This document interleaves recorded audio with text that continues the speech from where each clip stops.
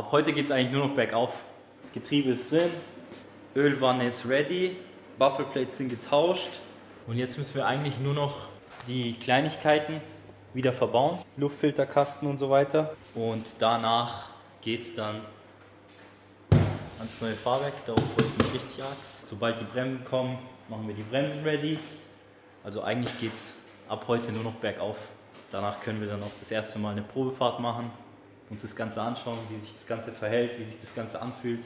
Vor allem auch dann auf der Landstraße bei schneller Fahrt, so in der Stadt oder sowas, wird sich wahrscheinlich alles viel zu hart anfühlen und alles unkomfortabel sein so. Aber ich denke, so auf der Rennstrecke mit den neuen Reifen, mit der neuen Breite vor allem, werden wir die ganzen Komponenten auf jeden Fall nutzen können. Ich freue mich auf jeden Fall. Jetzt geht's los. Als erstes, wie gesagt, die ganzen Motorsachen, Antriebswellen und so weiter. Aber ich glaube, wir starten erstmal im Motorraum, machen das alles zusammen. Und dann der Rest. Also.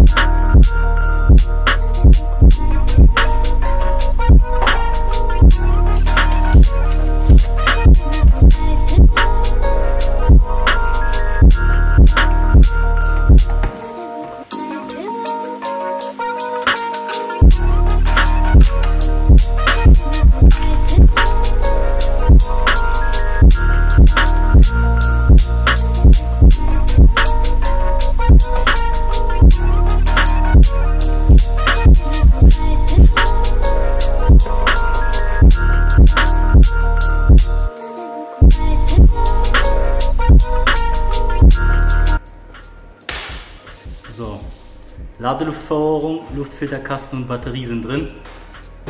Jetzt fangen wir damit an, was wir als letztes rausgeholt haben, und zwar war das Fahrwerk. Und dafür habe ich ein neues bestellt von BC Custom. Ich hole es kurz mal raus und dann erkläre ich euch mal ein bisschen was dazu.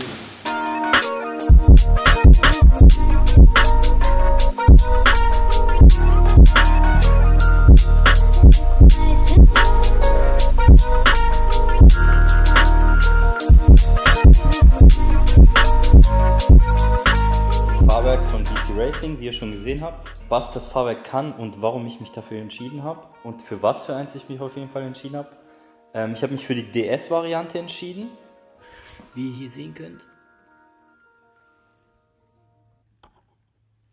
DS-Variante, weil in dem Fahrwerk ein degressiver Dämpfer eingebaut ist. Das bietet halt den Vorteil, dass du bei schnellerer Fahrt ein Fahrzeug hast, was sich halt weniger neigt, weil der Dämpfer straffer ist.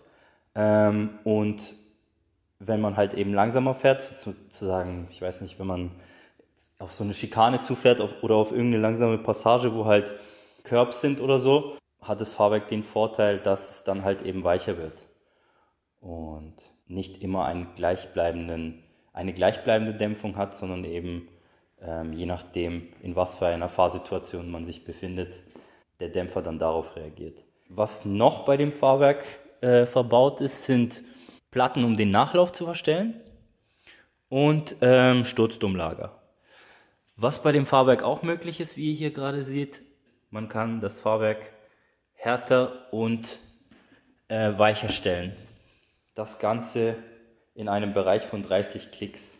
Das auf der Vorder- und Hinterachse. Hier auch die Verstellmöglichkeit für die Härte. Und ich habe mich bei der Variante noch entschieden, härtere Federn mit einzubauen. Das einfach aus dem Grund, weil ich mit dem Fahrwerk mehr auf die Rennstrecke möchte und eigentlich ja, auf den Komfort verzichte, sozusagen, weil ich mich mehr halt, wie ich gerade gesagt habe, auf die Rennstrecke fokussieren möchte und ja, das Auto halt so eher fahrdynamisch erleben möchte und nicht damit irgendwie durch die Stadt oder irgendwie lange Strecken fahren möchte.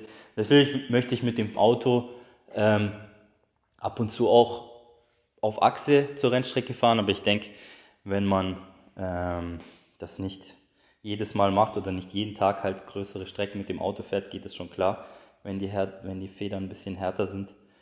Und ja, ich glaube, normal sind auf der Vorderachse 7 Kilo Federn und hinten 8 oder 9 Kilo Federn verbaut, original, bei dem Fahrwerk, wenn du es bestellst, ohne zusätzliche Federn. In meinem Fall ist es dann halt eben 14 Kilo auf der Vorderachse und 14 Kilo auf der Hinterachse. Ich habe mich für die 14 Kilo entschieden, weil ich bei anderen Fahrwerken gesehen habe von anderen Herstellern wie HKS oder Tyne, die bieten halt Varianten an, wo genau diese Federrate verbaut ist, und die sind dann auch speziell eigentlich für die Leute, die halt gerne auf der Rennstrecke fahren, und ich dachte, das ist dann halt eine gute Kombination. Wenn die das schon so machen, dann wird das mit Sicherheit bei dem Fahrzeug und dem Fahrwerk auch eine gute Entscheidung gewesen sein.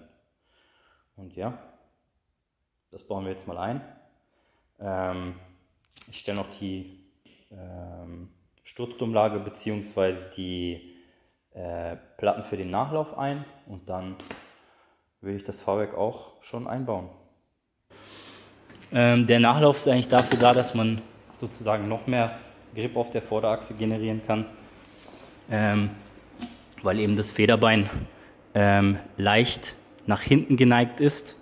Wenn hier die Fahrzeugfront ist, links, und das Federbein eben leicht nach hinten geneigt ist, haben wir den Vorteil, dass wenn wir auf die Bremse gehen, mehr Druck ausgeübt wird auf das Rad und dadurch eben mehr Grip generiert wird in der Anbremsphase bzw. in der ersten Phase der Kurve, wenn man noch auf der Bremse leicht einlenkt. Und das hat halt eben den Vorteil, dass man dann mehr Grip generieren kann auf der Vorderachse. Und ja, ich bin gespannt, wie das funktioniert. Ich bin gespannt, ob ich einen Unterschied merke, und schau mal, wie das funktioniert. Aber es sieht auf jeden Fall cool aus fürs Erste. Ich hoffe, es funktioniert so, wie es aussieht. Und ja, bauen wir es mal ein in den Evo. Ich habe jetzt schon mal pauschal für die linke Seite des Fahrwerks so eingestellt, dass ich im Gegensatz zum Original, wie ihr hier sehen könnt, wo alles mittig ausgerichtet ist, Nachlauf und Sturz, habe ich den Nachlauf für die linke Seite, das wird sozusagen so eingebaut, das Fahrwerk nach hinten gestellt und den Sturz etwas reingestellt. Also wie ihr hier sehen könnt, es ist nicht mehr mittig. Von der einen Seite für den Nachlauf verstellt um einen Punkt und den Sturz ungefähr, wenn man halt eben die Außenkante misst, zum Original, so wie es geliefert wurde, 1 cm rein. Ich denke, das ist pauschal schon mal so ein gutes Setup, wo wir ein bisschen mehr Sturz haben und ein bisschen mehr Nachlauf. Und damit kann man, denke ich mal, anfangen zu arbeiten. Was dann im Nachhinein noch umgestellt wird, stellt sich dann erst heraus, wenn ich die Spur einstellen lasse. Aber ich denke, das ist schon mal für das, was ich erreichen möchte, die richtige Richtung. Jetzt machen wir die andere Seite, passen wir noch an, für rechts. Und dann bauen wir die Vorderachse mal ein.